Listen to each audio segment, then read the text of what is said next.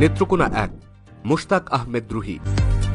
মুশতাক আহমেদ রুহি ছিলেন একজন মেধাবী ছাত্র। ১৯৮৯ সালে তিনি তারকা মান পেয়ে ময়মনসিংহ জিলা স্কুল থেকে মাধ্যমিক পরীক্ষায় উত্তীর্ণ হন। রুহি আনন্দমোহন বিশ্ববিদ্যালয় কলেজ থেকে ১৯৯১, ১৯৯৪ ও ১৯৯৬ সালে উচ্চ মাধ্যমিক অনার্স ও এমএমএস সম্পন্ন করেন। ১৯৯৬ সালে আনন্দমোহন কলেজের নির্বাচিত ভিপি তিনি। এছাড়াও মুশতাক আহমেদ রুহি ২০০৩ সালে আওয়ামী যুবলীগ কেন্দ্রীয় কমিটির সদস্য নির্বাচিত হন। তিনি ৫৫,০০০ ভোটের ব্যবধানে কলমাকান্দা এবং দুর্গাপুর উপজেলা নিয়ে গঠিত নেত্রকোনা ১ আসন থেকে ২০০৮ সালে সংসদ সদস্য নির্বাচিত হয়েছিলেন।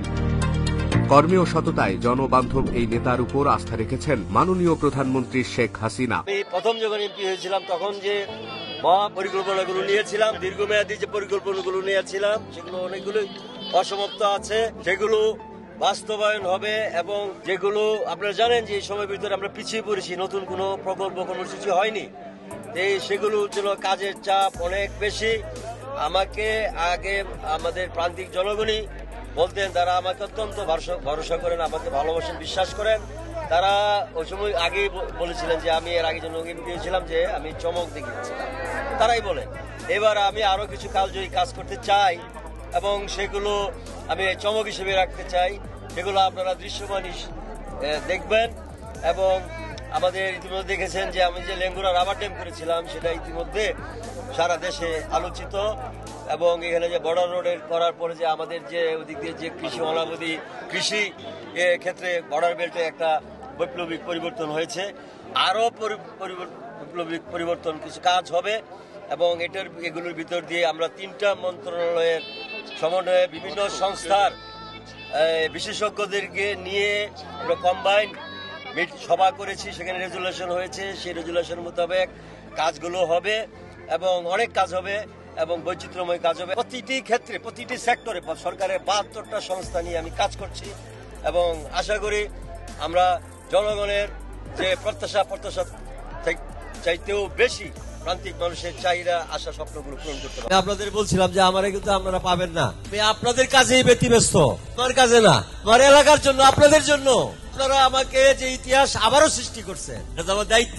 এই শুকনাগুড়ি বড় ব্রিজ, ছোট ব্রিজ, তবে এটাকে পরবর্তীতে আঞ্চলিক মহাসড়ক করা, এই বর্ডার রোড, সমস্ত কাজে ওই সময় আমাকে প্রান্তিক জনগণ থেকে শুরু করে সবাই বলেছিলেন যে আমি চমক দেখিয়েছিলাম। অনেক প্রথমবার যখন এমপি ছিলাম তখন বিরিশিরি মানুষ চিনত, কিছু কিছু মানুষ বিরিশি চিনত, কিন্তু আসতে ভয় পাইত, কোথায় যাবে, রাস্তা নাই, ব্রিজ নাই, এই নাই, সেই নাই।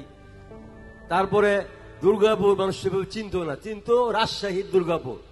আর কলমাকান্দা চিন্তই না, যে কলমাকান্দা বলতে কোন উপজেলা আছে, ময়মনসিংহের মানুষও জানত না। আমি আপনাদের জন্য কাজ করতে চাই। আমার যে ব্যতিব্যস্ততা, আমার উপর যে আপনাদের আশা, ভরসা, স্বপ্ন, বিশ্বাস, সেটা মাথায় রেখে আমার ব্যতিব্যস্ততা আপনাদের জন্য।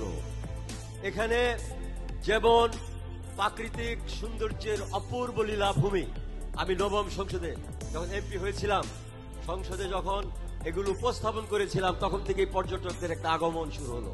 যখন আমি এই রাস্তাটাকে আঞ্চলিক মহাসড়ক করলাম, তখন থেকেই আমার যে পরিকল্পনাগুলো ছিল, যে দীর্ঘমেয়াদী প্রকল্পগুলো, এগুলো কিন্তু অনেকগুলোই এখনো অসমাপ্ত। আমি শপথ নেওয়ার পর গত ৮ তারিখ পর্যন্ত ঢাকায় অক্লান্ত পরিশ্রম করেছি, এমন হয়েছে ৪ ঘন্টা ৫ ঘন্টা করে ঘুমাইছি। সেটা কিন্তু আপনাদের জন্য।